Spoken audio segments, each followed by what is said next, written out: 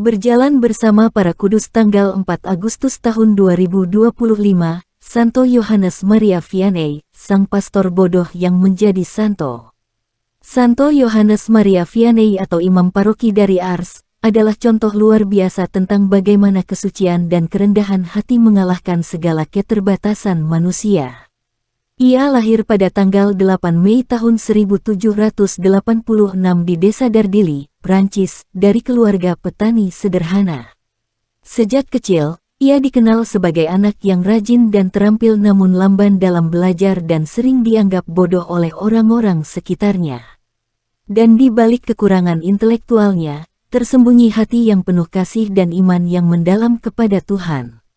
Semenjak kecil ia bercita-cita menjadi imam, meski hal itu teramat sulit baginya, mengingat ia baru bisa membaca pada usia 18 tahun dan sangat kesulitan dalam mengikuti pelajaran, terutama bahasa Latin yang merupakan syarat utama menjadi seorang imam.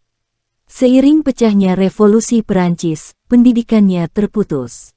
Dan karena pembatasan kegiatan para imam, ia harus berjalan kaki cukup jauh demi dapat mengikuti misa.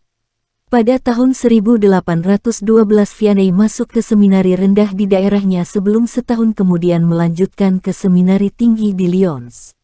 Di sana ia terkenal karena laku tapa, silih, kerendahan hati dan permenungannya yang dalam. Tetapi ia sangat lemah di bidang akademis, sehingga dijuluki sebagai seminaris paling bodoh namun paling saleh di Lyons. Ia bahkan sempat dikeluarkan karena nilainya yang sangat buruk. Kesalehan Yohanes Maria Vianney terdengar juga oleh Bapak Uskup. Beliau mengatakan, gereja tidak hanya membutuhkan imam-imam yang terpelajar, tetapi, terlebih lagi, imam-imam yang saleh. Dan demikianlah, setelah perjuangan panjang, ia ditahbiskan sebagai imam pada tahun 1815. Pentahbisannya disertai dengan catatan bahwa ia tidak diperkenankan untuk melayani pengakuan dosa karena pengetahuannya dianggap kurang. Ketika diutus ke desa terpencil Ars tahun 1818, banyak orang meragukannya. Pada masa itu, iman para umat sangat merosot akibat dari revolusi Perancis. Hari Minggu oleh mereka digunakan sebagai waktu untuk bekerja di ladang, atau berdansa dan minum di kedai minuman. Dengan berbekal kepolosan dan kesalehannya, lambat laun ia mampu membawa perubahan pada masyarakat di sana.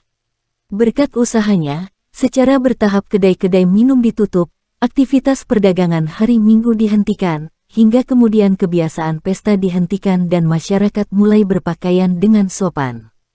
Pater Vianney menghabiskan 16-18 jam sehari untuk mendengarkan pengakuan dosa disertai dengan berpuasa keras, dan sering begadang berdoa demi pertobatan umatnya.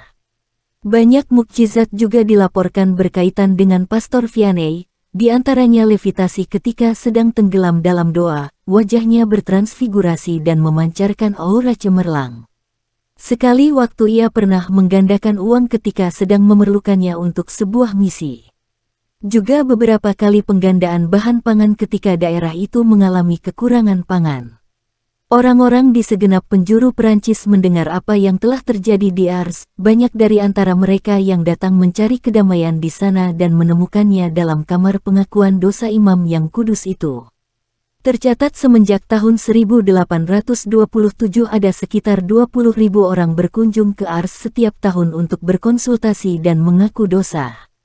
Bahkan pada tahun 1858 terhitung ada 80.000 orang yang datang. Pater Vianney wafat pada tanggal 4 Agustus tahun 1859 dan setidaknya 300 imam dan 6.000 umat menghadiri pemakamannya.